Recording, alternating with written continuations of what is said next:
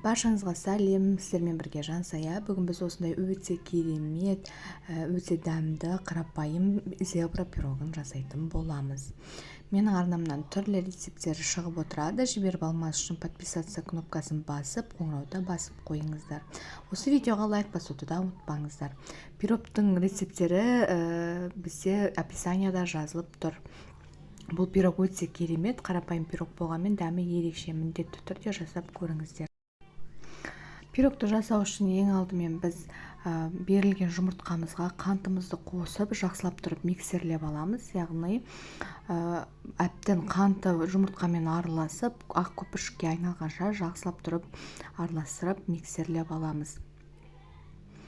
Кейін осы миксерлеп алған массамызға айранымызды құйып, оны да жақсылап тұрып араластырып миксерлеп аламыз.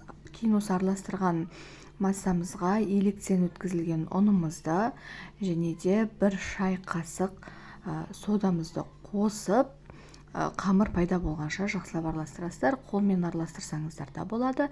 Не болмаса, осылай мен секілді блендердің көмегімен жақсылап тұрып араластырып алсаңыздар да болады.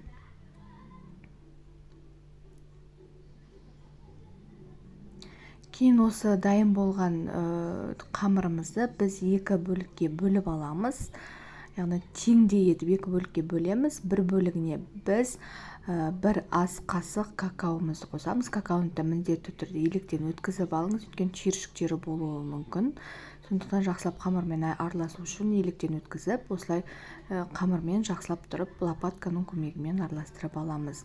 Осындай 2 қамыр дайын болады. Осы дайын болған қамырымызды біз алдын ала пергамент қойылған қағазымызға кезек-кезек құйып отырамыз. Мен 2 қасықтан, ас қасықтан құям, яғни 2 ас қасық жай бисквиттің қамыры, екінші шоколадты бисквиттің қамырын 2 ас қасық құйып отырамыз. Осындай видеодағыдай етіп кезек-кезеңнен құйып шығамыз.